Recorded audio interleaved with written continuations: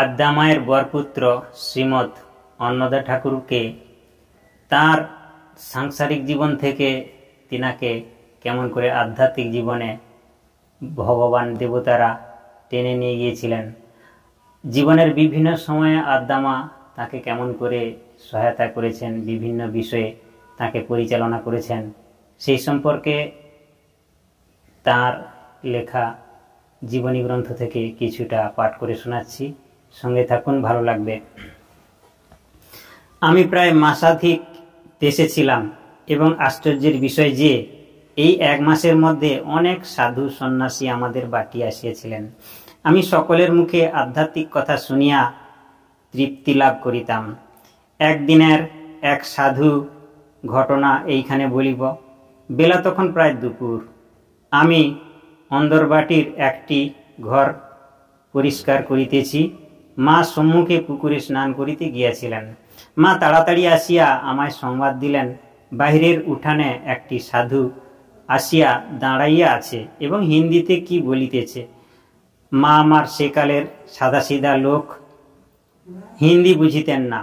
আমি সন্ন্যাসীর আগমন সংবাদ শুনিয়া একটু আশ্চর্য হইলাম, কেননা 2-3 দিন পূর্বে 3-4 জন সন্ন্যাসী একসঙ্গে আসিয়া আমাদের বাটিতে আতিথ্য গ্রহণ করেছিলেন। আবার আজ কোন সাধু আসিল? আমি হাত মুখ ধুইয়া বহির বাটিতে গেলাম। দেখিলাম, আহা কি সুন্দর রূপ!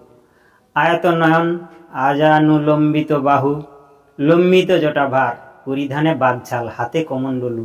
দেখিয়া বড়ই ভক্তি হইল। জানু পাতিয়া নমস্কার করিলাম।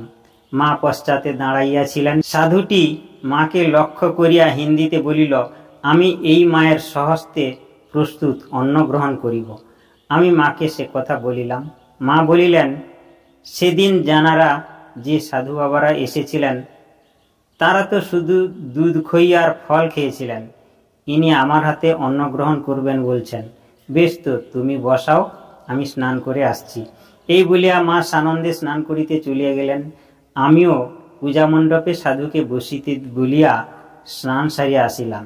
সাধুটি আবার বলিল, তোমার মাকে রাঁধতে বলো, আমি তোমার মার হাতে অন্ন ভিক্ষা চাই। আমি বলিলাম, তাহাই হবে। ডাল তরকারি প্রস্তুত ছিল। মা আসিয়া ভাত নামাইয়া লইলেন। অতঃপর সাধুটি পরম পরিতৃপ্তির সহিত ভোজন সমাপন করিলেন। অনেক আলাপের পর সাধুটিকে মা একখানি বস্ত্র ও একটি টাকা দিলেন। সাধুটি আমায় একটি মাদুলি দিয়া গেলেন। বড়ই আশ্চর্যের বিষয় যে মাদুলিটি ধারণ করিবার 10 দিন পরে একদিন স্বপ্নযুগে সাধুটি আসিয়া আমায় বলিল, আমার মাদুলি ফেরত দাও, তোমায় আর ধারণ করতে হবে না। আমি কারণ জিজ্ঞাসা করায় তিনি বলিলেন, যে জন্য তোমায় দেওয়া হয়েছিল তা পূর্ণ হয়েছে, এখন অন্যকে দেব। আমিও মাদুলি খুলিয়া দিলাম। সকালে সত্যই দেখিলাম মাদুলির খোলটি আমার হাতে পড়া আছে, ভিতরের জিনিসগুলি আর নাই। আমি মাকে জিজ্ঞাসা করাতে তিনি খোলটি জলে ফেলিয়া দিতে আদেশ করিলেন। আমিও তাহাই করিলাম। মা আমার প্রায় স্বপ্নে ঔষধ পাইতেন। এই ঘটনার 3-4 দিন পরে একদিন প্রত্যুষে আমায় ডাকিয়া মা দশভুজা ঘরে লইয়া গেলেন। মাকে প্রণাম করিতে বলিলেন এবং নিজেও প্রণাম করিয়া স্বপ্নাদেশের কথা বলিলেন। স্বপ্নে সেই সন্ন্যাসীটি, যেই সন্ন্যাসীটি মাদুলি দিয়ে গিয়েছিল, সেই সন্ন্যাসীটি আসিয়া যেন মার নিকট আমায় ভিক্ষা চাইতেছেন আর মার ইষ্টদেবী মাকে ভিক্ষা দিতেছেন।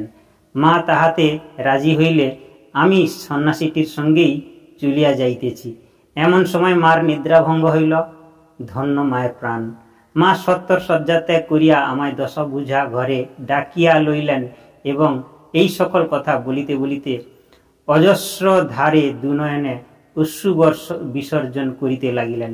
আমি বলিলাম, মা আপনি কাঁদছেন কেন? মা বলিলেন, বাবা, সেই সন্ন্যাসী ঠাকুরকে চিনিতে পারি নাই। নিশ্চয়ই তিনি মানুষ নন, কোনো দেবতা। যেই সন্ন্যাসী ঠাকুর তেনাদের বাড়িতে এসে অন্ন গ্রহণ করে গেছেন, তিনি স্বপ্নে এসে বিভিন্ন সময় বিভিন্ন আদেশ দিচ্ছেন এবং সেগুলো সত্যই ঘটছে। আমি বলিলাম, মা সেদিন সন্ন্যাসী ঠাকুরকে চিনিতে পারি নাই, তিনি মানুষ নন, নিশ্চয়ই তিনি কোনো দেবতা। তিনি এসে আমাদের বাড়ি পবিত্র করে দিয়ে গেছেন। আমরা ধন্য হয়েছি। আমি সকল কথা আর কাহার নিকট না বলিবার জন্য মাকে অনুরোধ করিলাম। আপনি মা মঙ্গলচণ্ডীর ভক্ত, আপনার সন্তানের কখনো কোনো অমঙ্গল হবে না, সে বিষয়ে আপনি নিশ্চিত থাকুন। আর আপনার স্বপ্নাদেশে যে বিদায় দেখেছেন তার ফল বিপরীত। আমি শীঘ্রই আপনাদের কাছে এসে পড়ছি। মা দীর্ঘ নিঃশ্বাস সহকারে বলিলেন, তুমি তো বলেছিলে কবিরাজি পড়া শেষ করে আমাদের সঙ্গে এসে থাকবে, কিন্তু কই, তোমার ভাবগতিক দেখে তো মনে হয় না তুমি কলকাতা ছেড়ে শীঘ্র ফিরে আসবে। আমি বলিলাম, নিশ্চয়ই আসব, একসঙ্গে থাকব, আপনি চিন্তা করবেন না। আমার আশ্বাসবাণী শুনিয়া মা কতক শান্ত হইলেন বটে, কিন্তু তাহার সেই স্বপ্নাদেশ তিনি একেবারে ভুলিতে পারিলেন না। আমিও তাহাকে শান্ত করিবার জন্যই কথাগুলি বলিলাম, কিন্তু প্রাণের ভাব আলাদা ছিল। বরং মার স্বপ্নাদেশের মধ্যে যে বিশেষ কোনো ভাব লুক্কায়িত আছে তাহাই তখন প্রাণে প্রাণে অনুভব করিতে লাগিলাম। সেই যে স্বপ্নে সাধুকে বারবার দেখতেন, সেই সাধুই আবার এসে মায়ের কাছে অন্ন গ্রহণ করলেন, এবং সেই সাধুই অন্নদা ঠাকুরের পরবর্তী জীবনে তিনাকে অনেক কিছু আধ্যাত্মিক বিষয়ে সহযোগিতা করবেন, এবং আদ্যামায়ের প্রাপ্তিতেও তিনার কারণেই ঘটবে। ভগবান রামকৃষ্ণ দেবের তিনি একজন পার্ষদ। সঙ্গে থাকুন, সেই পার্ষদ কে পরবর্তী ভিডিওতে জানতে পারবেন। পরবর্তী অংশ আবার এর পরের অংশ পরবর্তী ভিডিওতে দেখতে পাবেন। জয় আদ্যামা, সকলের মঙ্গল করো মা। জয় ঠাকুর, জয় মা।